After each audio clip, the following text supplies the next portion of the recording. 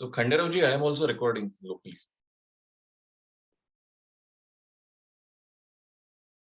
Yeah, Gauravji, go ahead. Okay. So namaste everybody. On behalf of Foundation for India and Indian Diaspora Studies, I would like to welcome all of you to this important capacity building workshop on building and scaling not-for-profit organizations.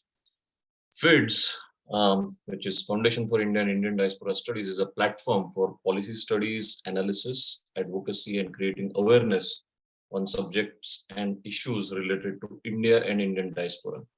FIIDS has centers in Washington, D.C., Silicon Valley, Los Angeles, and Phoenix currently, and we are expanding. Today, we are fortunate to have a very distinguished speaker, Shri Venkatesh Murthy, with us, who will share his experience on how he built Youth for Seva from scratch to a very successful not-for-profit organization.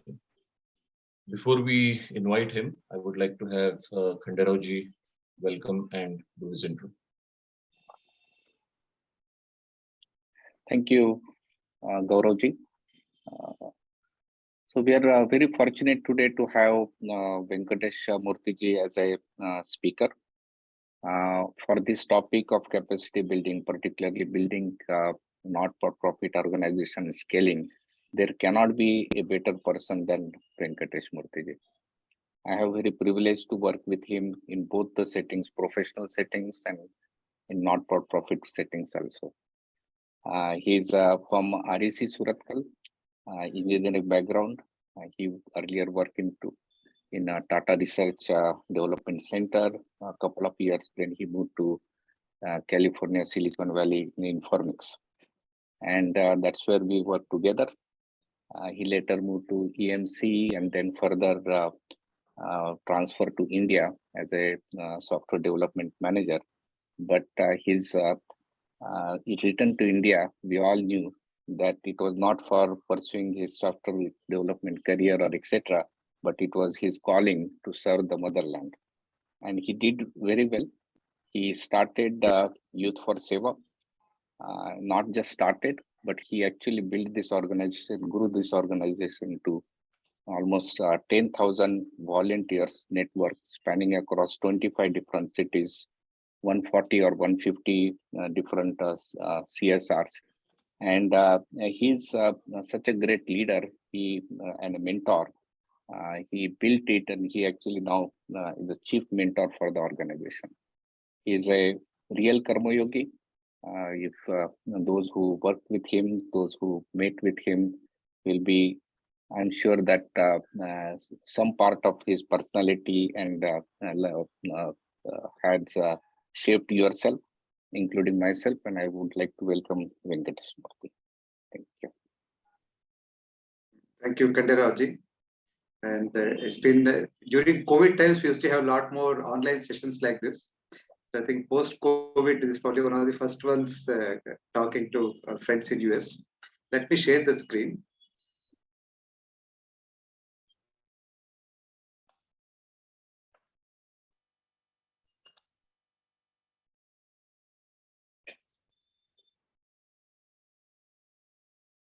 In fact, when this topic was suggested by Khanderavji, it made me also reflect as to what we have done in Youth for Seva, the mistakes we did and some of the right decisions we took, and what has enabled it to grow to this level. So I had to thank Khanderavji for giving me this opportunity to reflect about our own journey in Youth for Seva because of this talk today. Sometimes you're so engrossed in day-to-day work, we don't sit back and reflect as to how the journey has been. And this topic actually gave me an opportunity to reflect a little bit. While starting an organization is very easy, few stand out actually. Few organizations stand out that they're very impactful, they have scaled, and also they're sustaining. I think all these three things are very important. And I would not say Youth for Seva has grown very big because I feel it's still in the infancy stage because the potential is still very big. How we can, because in India, anything you do, it's very small. The population is so big. Like last year, we engaged 30,000 volunteers. But still, for the youth population of India, it is not even a drop in the ocean. So we still have a long way to go. That said, I would like, with all humility, I will share whatever experiments we did and some of the learnings that may be of use to others also. One thing we have to understand is that defining scale is very difficult in the not-for-profit sector. In the corporate, the bottom line is very clear, profit. Now, how the company is growing is very easy to measure. Whereas in social sector, measuring the growth is always a very difficult task, because sometimes people get carried away by the budget, how much funds we raised and how we, organization is growing. Sometimes we judge the organization by the geographical spread and forget the impact. And because some of the programs have a lot more depth, but their breadth will be small. That's why the scale has to be defined by each organization. What scale means to our organization, that has to be very clearly defined. Otherwise, the board and the organization can pull in multiple directions. Some board member might say that we have to grow from 10 crores to 20 crores. Other would say that we have to increase the impact, not worry about the funds part. So I think clarity about what scale means is very important. And also there are so many different types of not-for-profit organizations. For example, there are NGOs which have a single cause. Like when you think of Akshay Patra, it is providing meals. It's very easy to remember and brand an organization that has a single cause. Whereas organizations that work on an ecosystem, like organizations that do integral rural development, you work on education, you work on health, you work on women empowerment, work on sanitation, work on the values of the community, work on the community spirit, like cooperative spirit in the community. So many factors come in. Usually organizations that work on ecosystem have a challenge in branding themselves. I have seen in the last 15 years in India, organizations with a very specific focus, as I mentioned, Akshay Patra or Agastya Foundation, which only does science lab. So it becomes very easy to brand and also, raise funds and show the results and create good recall value. For marketing, it becomes easy if you have one particular cause. An organization like Youth for Seva, for us, volunteering is the main thing. When somebody thinks of Youth for Seva, even though we work in education, health, environment, livelihood, everything, but people think of volunteering. That's the recall that we have created. That the narrative we have created is Youth for Seva is a go-to organization whenever I want to give back to society, when I want to volunteer. So defining this focus, whether we want to be a single cause or an ecosystem organization, is very important. That way we have clarity and understand that the moment we diversify, branding becomes difficult, but that's our conscious call, that we decided to go into an integral development approach rather than one piece of the development. And also at what level of social change we operate. That is also very important to understand. Initially, organizations start with direct service. If you are working with the street children, providing shelter for 50 children, or if you are providing meals, how many people that you are providing meals. Providing direct service is usually the starting point for any organization. And unfortunately, most organizations get stuck at that level only, that they don't go beyond providing direct service. And they always think of scale in terms of providing direct service.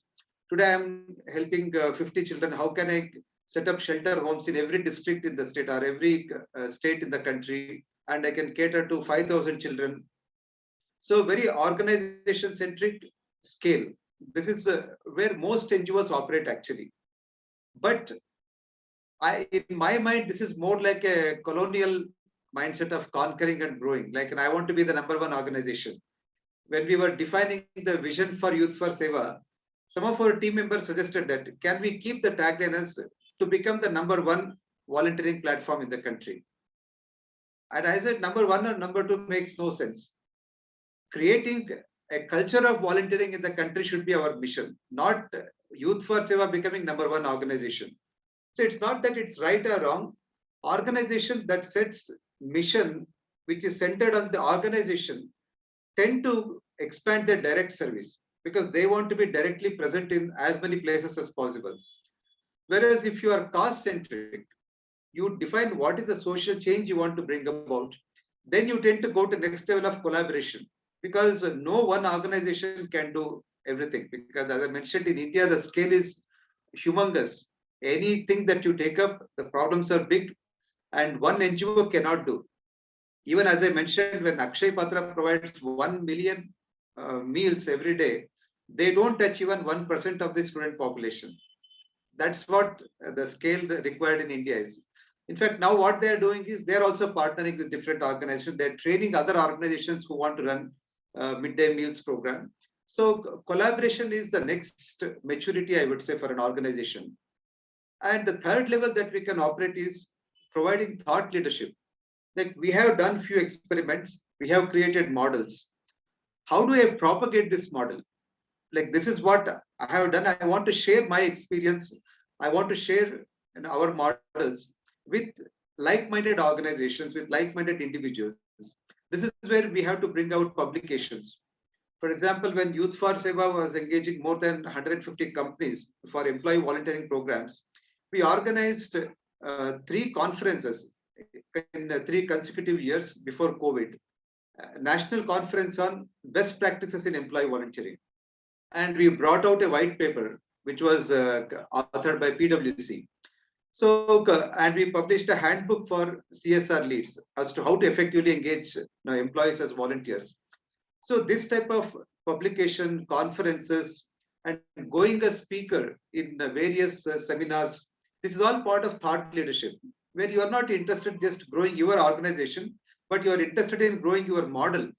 What you have done, you extract the model and see how others can adopt this model. So that's where the thought leadership level comes into picture. And the next level of change is actually systemic change. Based on our learnings from the ground level, can we influence the policies? Can we influence the government programs? For example, when we were engaging a lot of college students as volunteers, in Delhi, we had meeting with AICTE chairman. AICTE is the umbrella body for all the technical education, engineering colleges. And we discussed whether we can make volunteering mandatory for 1 year at least, first year students in engineering. And the chairman was very convinced. And in fact, now 2 years ago, they have brought out this activity points for engineering colleges, where all 4 years they have to volunteer now. Now, this is a system change. It's not that one organization can do this type of work. One policy change in the government can bring about a drastic change in the landscape of volunteering. And now when the national education policy was redrafted, at that time also many of our volunteer organizations, we provided input. Can we introduce service learning? Because in many countries, like in US, you are very well aware. From high school itself, you have service learning, even in colleges. And there are incentives for students to volunteer. So we had proposed this thing. And fortunately, in the new education policy, service learning has been included. And Karnataka is the first state to roll out. And already we are getting calls from the higher education department that we want to partner with Youth for Seva. And see, if you imagine the implication of this system change in the country right now, just with engineering colleges, there are how many? 48 lakh engineering students right now across the country. And all the undergrad students, if you take, it is about 4 crores. 4 crore college students are there in the country. And so, in fact, it presents its own challenge. Who will give them the work? Even if they have to put in 40, 50 hours of volunteering, who will engage them on this scale? So that's an interesting problem to solve. But that is the level we can operate based on our ground level experience. Because often government cannot be very innovative because it always operates on a scale. NGOs can pilot new things and provide policy inputs to the government. That's what I mean by systemic change. And the last is the mindset change. How do we change the mindset of the people? Because government cannot do this job. For example, a government can say we provide so many subsidies for the people who are below poverty line, and we work on their economic empowerment. But now, even after a family rises above the poverty line, how many families do you think will surrender their BPL card? In fact, government has to forcibly suspend BPL cards when they actually tally the tax filing. Because that begging mindset has not gone. Even though I have come out of poverty, I still want to exploit the system. I still want to beg. So the mindset change is extremely important in the social setting. This is not just for economic activity, because a lot of development at the rural level depends on the cohesion in the community. If there are caste conflicts, if there are conflicts among the religious communities, all of them will hamper the development.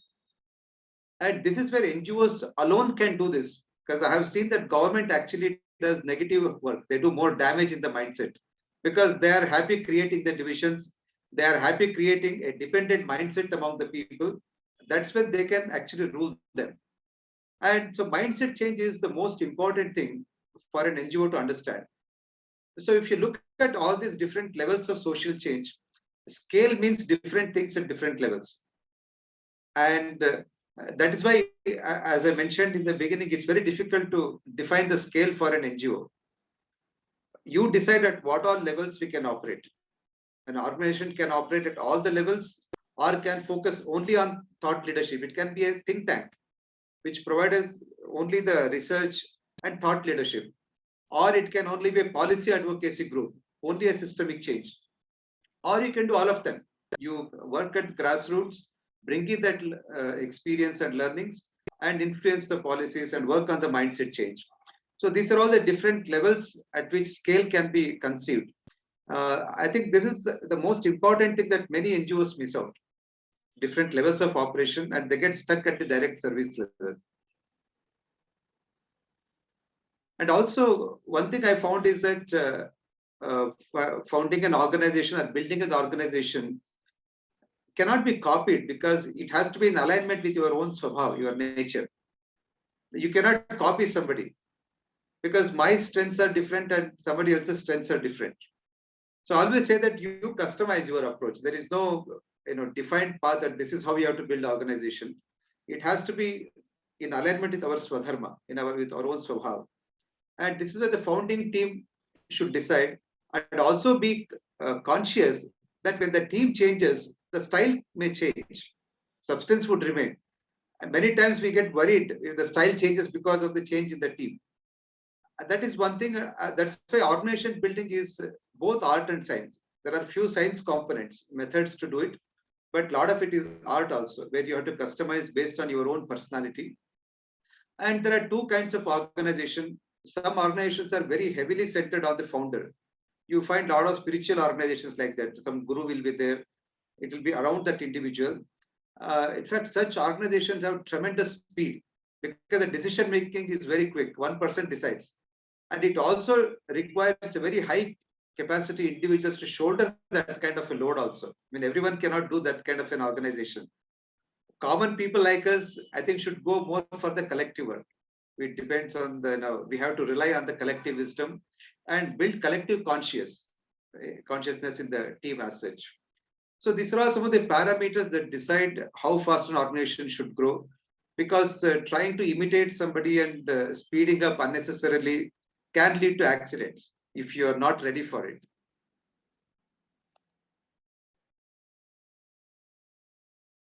The structure will be that I'll finish in half an hour, and then the next half an hour will go more for the discussion, because that will be more interesting. The first and foremost thing is the clarity of vision. Why am I starting this organization? This actually is very important to communicate and convince people, especially in the first 2-3 years where you have nothing to show. You only have to sell the idea that this is the idea I have, and you need to attract people, you need to attract the donors. So clarity of vision, if you have very clear understanding, and also theory of change, these are the activities I'm going to do, and this A plus B activity will lead to C change. That theory of change has to be clearly articulated, because I have seen organizations where the vision is something, but programs they are doing is very different. It doesn't lead to the change that they're talking about. I think this alignment of the programs to the vision, theory of change, is something that we have to be conscious of. And staying focused on vision and mission is another important thing. In our own experience, we have seen that donors are the biggest distractors. Some company would come and say, we have funds left, we'll give it to you, we have trust in Youth for Seva, please do this hospital, run a hospital. That's not in our mission.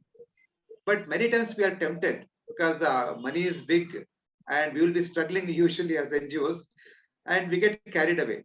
At one time, we'll make an exception and do something different.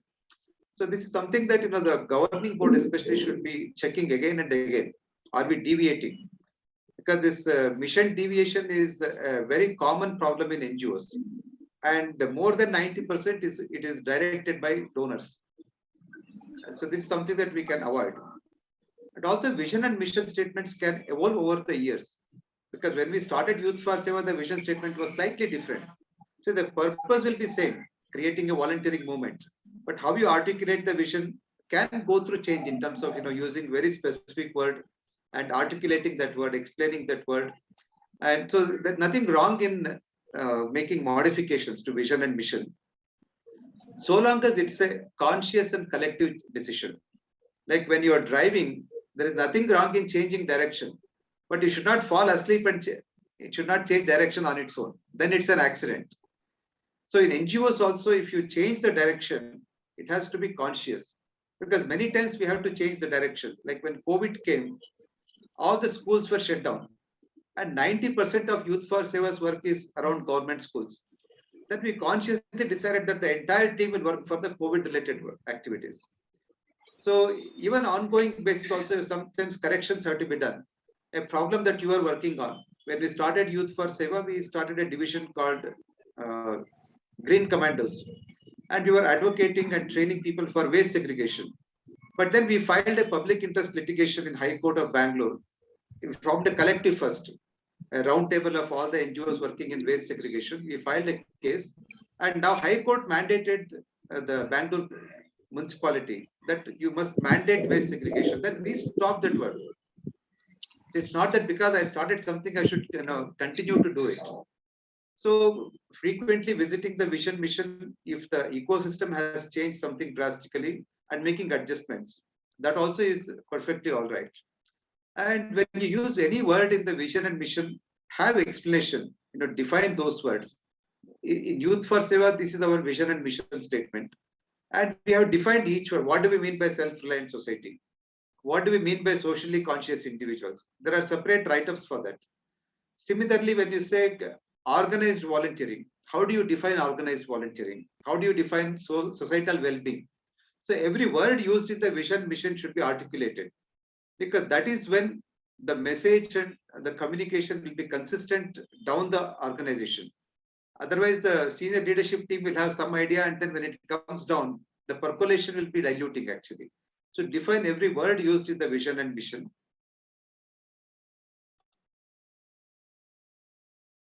The next important thing is a program design. What are the programs you are going to organize? As I mentioned, a clear correlation between the program and the desired change. That has to be very clearly seen. And the basic unit program that we design should be very simple to execute. An average person should be able to run the program. That is when things will scale. Because if it requires extraordinary individuals to run a program, with what is available in large numbers in society is mediocre people. People like us, on average people should be able to run. Only then organizations scale. You look at any organization that has scaled, their basic program will be very simple. You keep it very simple. That way, when somebody wants to volunteer and start a chapter in some town, you can guide easily. That you start with this basic program. So that's an important thing to remember in scaling up. And coming up with proper design document, orientation program, training programs when somebody wants to run this program. And clearly define the impact parameters. If somebody is running this program for a year or two, how will he or she measure the impact? Have we defined the measurement parameters and the methods to measure? So in fact, this itself is one full day workshop we conduct, how to design programs for social change.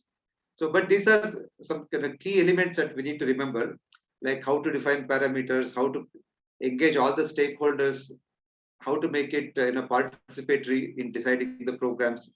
These are all very evolved methods in social sector today, but these are just the key elements in that. Organization structure is something that evolves as the organization is growing. Initially, it will be very informal, a flat structure will do. But as you are scaling up, as you are adding more programs, geographical spread, you will have to bring in the structure. In fact, Youth for Seva was run for 5 years without even registering it as an organization. We thought we'll just create an informal platform for people to volunteer. We never thought that we need to register an organization. We started in 2007 and registered only in 2012. So initially, it can be very informal, but you will hit a bottleneck if you don't register. And for now, I recommend everyone that as soon as you start organization, register the organization first, because that legal compliance is very important. Because in the initial years, we were not having much financial transaction. It was all volunteering work. So it was not that critical. The moment we started engaging corporates, they wanted to empanel the organization first, and we had no organization. So that's when we actually registered the organization. And these are the common layers in any organization. One is the governing board and an optional advisory board, which adds value, because advisory board will have very high profile individuals whose name and credentials will add value to our organization. They may not be giving a lot of time. And executive leadership team, then the mid-level managers and field workers. So a typical NGO will have this kind of a layering. I'll briefly touch upon what to remember when you are constituting governing board or advisory board, right? See, governing board is the team that actually owns the organization. They are legally accountable. If something goes wrong in the organization, this is the team that goes to jail. To understand clearly what legal custodian means. If anything goes wrong in the organization, if the accounts person does not file taxes properly, the notice will come to the governing board. And these days in India, they have made it so difficult. The governance has to be extremely meticulous. Every aspect of governance. That's one of the key functions of the governing board. And they're also the guardians of vision mission. As I mentioned, when a new program is introduced, do a cross check. Is it in alignment with our vision and mission? And then only give a go ahead. Because often people in the field come up with many ideas. Because when they see this problem, that problem, everything, they feel like doing it. But some filter has to be there. So that's the job of governing board, to see that whether it is a go ahead or just a pilot in the local area or definite no. And the profile of board members, what kind of people do we bring in as board members? This also changes as the organization grows. Because in the initial stages, we bring in all close friends actually. Whoever is founding the organization, you bring your own trustworthy people, your friend circle. But as the organization grows, you need people with higher caliber, bigger network into the corporate world or in the bigger expertise in the NGO sector. So one of the good things that we did in Youth for Seva was the founder and the governing board we kept separate, because I never became a board member from the beginning. So because as a founder, we have moral authority and governing body has the legal authority. If both of them are combined, it creates a very powerful center, powerful authority. So just to keep the checks and balances, I have seen not only in Youth for Seva, there are many other organizations where the founders are not trustees. So the trustees are different. That way, even as founder, I go through the performance appraisal, I have to report to somebody. I am also answerable in the organization. The founder is not above everything else. So that is one good thing we have done in Youth for Seva. And another very important decision we took was to define the term for trustees. I have seen organizations which are 30 years old, 40 years old. All the trustees are like 70 years and 80 years. Because they have defined the trust deed in such a way that we are the founding trustees, permanent trustees. That's a very big blunder to make in an organization, to define people as permanent trustees, because their life situations change, their energy levels change, and their priorities change. But you can't remove them. Even if they're inactive, if you remove, they feel bad. So in Youth for Seva, from day one, we defined the term for trustees as 3 years. And after 3 years, they can be renominated. If the rest of the trustees feel that the person is still adding value, can be renominated for another term. But maximum term for anyone in the trust is 9 years. So 3 terms maximum they can be there. And this has ensured a lot of dynamism in the organization, when we were growing, we needed different kinds of people for this level of growth. For example, in this year, we are focusing heavily on government partnerships. Then we may need some IAS officer, retired IAS officer to come on board. So as the priorities change in the organization, you have room to bring in relevant people into the board. So this is a very important point that NGOs can keep in mind to avoid stagnation.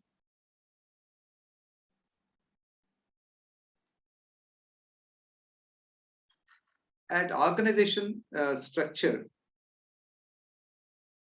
that was the role of governance board. Then the execution team, executive leadership team, I think this all easy to understand: planning and executing program, budgeting, and then financial management, and ensuring legal compliance, hiring people and getting the volunteers, drafting policies. So this is more of execution teams. I'm not going to spend much time on that because most people are already doing this part, right? Again, manager level, it's also very clear. They're more focused on project management skills. Systems and processes. I think all of us who come from corporate are bombarded with this word. Set up the systems and process. In any company, any organization, we focus a lot on systems and process. And even in a not-for-profit organization, also it helps. In the initial 2 years, it may not be very important where you have very informal way of working. But as you are growing, it's important to bring in the right policies and systems and process for everything. These are some of the key areas in any not-for-profit.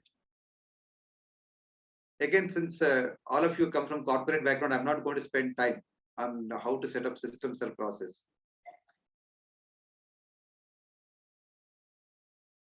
People management, I think, is the most critical component, even in corporate as well as in the not-for-profit sector. But the handicap we have is that we don't pay, or even if you pay honorarium, it's very nominal.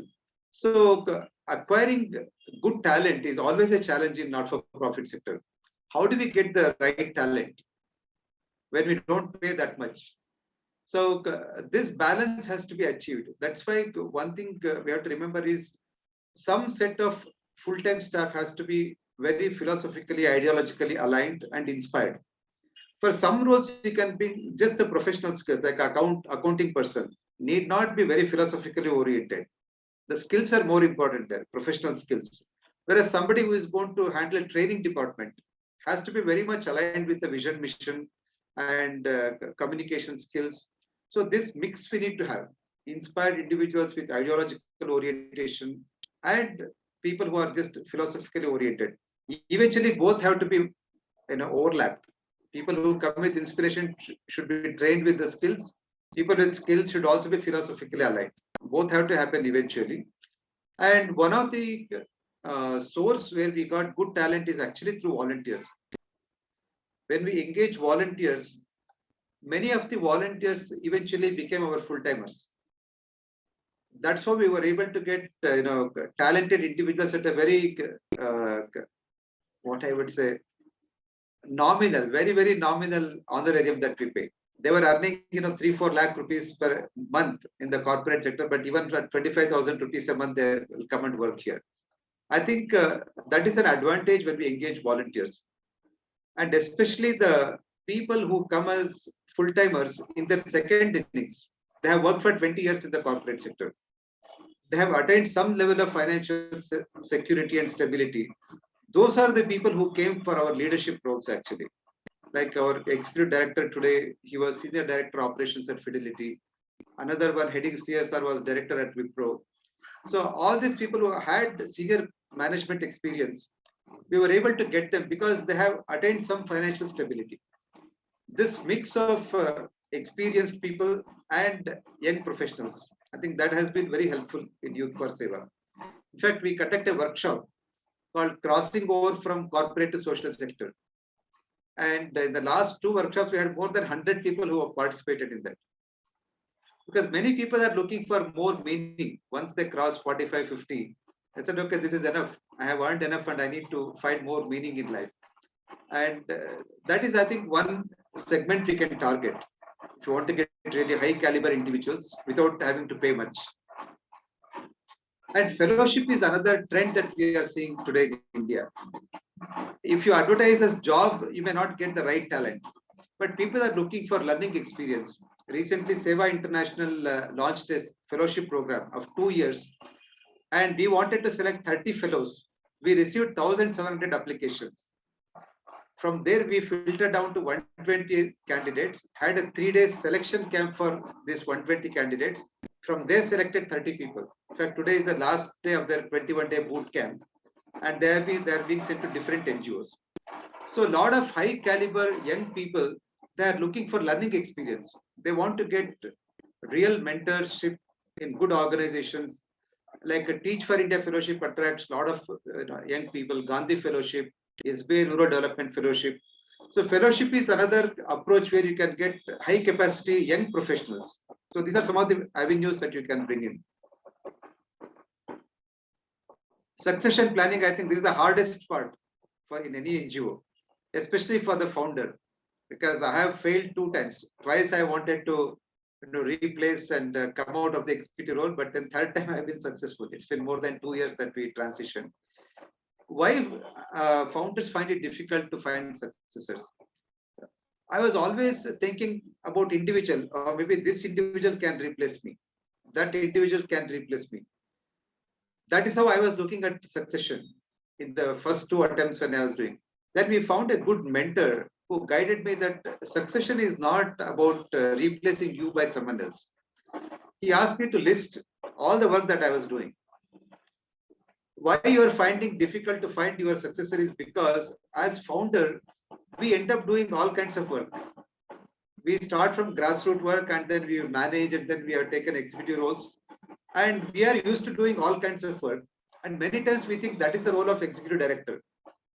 So he asked me to list among the work you are doing, what exactly is the work of executive director? And what is the work of some other people that you are doing here? So when we define the roles, then we are able to find the candidate. Oh, this is what I need to find. So don't try to replace the founder. Find a replacement for the executive director role. I think that really helped me. Another important lesson I learned from the mentor is succession planning has to happen at all levels in the organization. It's not just at the founder level. So if you have a national team of 8 people, out of 8, are we having at least 2 people who can be elevated to ED role in the next 2-3 years? And if you have state level coordinators, some 10 state level coordinators, are there 2-3 people who are more qualified than what is required for that role, so who can be eventually elevated? So now we are consciously building that succession plan at all levels in the organization. And this has been very successful, that if you build succession at all levels, not just the executive director or the founder level replacement.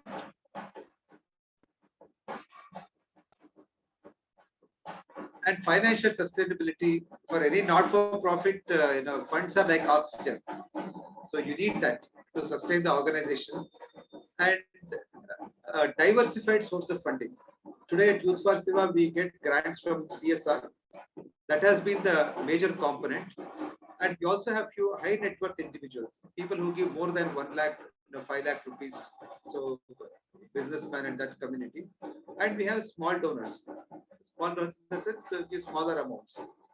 And last year we had 4,000 individual donors in Youth for Seva. So don't look at just the effort versus returns, because the effort is a lot more to cultivate individual donors. Whereas the same amount can be raised by just one CSR grant. But it's extremely important to build the volunteer base, because when we had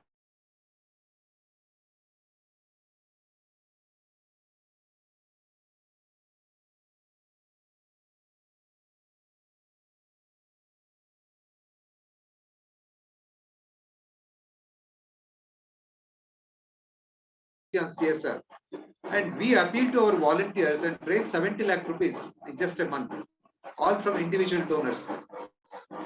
That way we did not have to lay off any full-time staff. So having a balance from the foundations, and foundations are different from the individual company CSR, because foundations many times give grant for long term, like for a 3 years project. Whereas CSR typically is given year on year. They will assure this year and they will see next year. Many times they can drop out also. So this balance is important, and also some mechanism to cultivate the donors. How do we communicate with donors? Somebody who gave 10,000 rupees, how do we understand their real giving potential and ensure that they give up to their full potential? So these are some of the things that we have taken care. In the last 3 years, our financials have been that it was 14 crores, 15 crores, and last year was 25 crores. Of course, it was also because of COVID that we got more grants last year. And this is the last thing that I wanted to highlight. Organization culture, which is the most ignored in the not-for-profit sector, because a lot of focus is on the funds and the programs. But organization culture is the most important thing that actually binds the organization. And we have to spend time in defining what is our organization culture and consciously build a mechanism to percolate it down. For example, apart from vision, mission, we have to define values. I'm giving examples from Youth for Seva. We have defined 5 values. Initially, it was only nation first, pluralism and integrity. So then we added innovation recently because we found out during COVID that it's extremely important to be innovative in this space. So there are few values which are long term. Probably nation first and pluralism will stay forever. Integrity probably. They're not going to go away. But some values we can introduce because at this time it is very important to bring the organization's focus on that. Like innovation is one such thing. We wanted to build an innovation culture in the organization. So we have brought in this as one of the core values. That way automatically the entire organization's focus is on that now. And for every value, we have to define the symbols and rituals. For example, when we say nation first, our symbol is a picture of Bharat Mata, looking up to the country as a living mother. And we start every meeting with a patriotic song.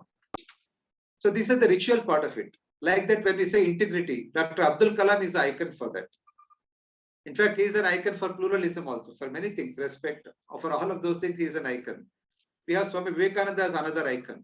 So an organization has to define who are your icons, which are the symbols that you make the people see in every meeting, every program. These are the things that will have a very intangible impact on percolating the culture. Similarly, metaphors. Recently, we did a survey among the volunteers to see what made them to stay in YFS. And we did a word map, like which is the most commonly used word by the volunteers. And the word family came as the most common word. Volunteers said that we feel like YFS is a family. We had not stated anywhere in our written documents that YFS is a family, but this is the felt experience of the volunteers. And that is very important, that metaphor. YFS is a family, we need to ensure that this metaphor is continued. And similarly, our philosophy is around the symbol of Yajna. Our logo is Yajna symbol. And we have articulated what it means when we say Yajna. So, and what stories of volunteers we use repeatedly. These are all the subtler things that build the organization culture. In every organization and volunteer orientation, what stories do we tell? So we have to be very clear about that, because these stories convey more than any theories. And the leadership style for a not-for-profit, servant leadership is the most appropriate. So we have to consciously make an effort, because all of us come from different corporate background. Our leadership styles are different. Whereas when we all join hands in a not-for-profit, it's not easy to change the leadership style. Like if I'm very authoritative leadership in my company, you tend to bring in the same style here also. So can we make a conscious effort? Why is servant leadership important? What do we mean by servant leadership? So these are all some of the things that organization culture has to be, taken care. And what I have seen in the journey of Youth for Seva is that first 5 years was very informal, as I said, we didn't even register. And the next 5 years, we process, next 2 years, we focus more on the structure. And later on, when we completed 10 years, we engaged a consulting company to set up more systems and processes. And now we are engaging a consulting company to focus more on the culture. how do we grow the organization with culture as the center? Because what we saw is that when you put too much emphasis on systems and process, it builds rigidity. It builds harsh mindset many times that you go by rule book, and the spirit is lost often. And when you want to scale, you tend to scale more through control. That I want to know everything what is happening. Whereas in the culture centric approach, you build the culture in every unit and give autonomy. Now let them independently work. This is a very decentralized approach, and we are consciously taking that choice. So the last month we had a 3 days workshop on organization culture itself. So we developed a culture map in the organization. So there is a consulting company which specializes in culture, and I think this is some of the maturity process that we can look at for not-for-profits, from informal to structure to systems and processes to culture. And finally, the idea of scale, I'm just reiterating that not to be very organization centric. Scale is not about building organization here. Scale is about scaling up the change. And I have seen NGOs that are very organization centric. They literally look at others as competitors. How do I destroy other organizations and how do I take their funding source and I get the funds? And in social sector, collaboration is the key. So let's have our center in the cause. Organization will naturally grow. When you're broad-minded, you are looked upon as a leader. When you try to help every organization in this space, and you naturally become a giver, and the organization look up to the leadership from the organization. And this every 3 years we do this OD exercise now, organization development. So I think these are the things that I just wanted to share quickly. And I think I have taken more time than 30 minutes. I would like to open up for interaction now. Thank you, Venkatesh. Some excellent pointers. So, folks, we should be open for questions. It's an interactive session. It's a workshop. So please, go ahead and ask.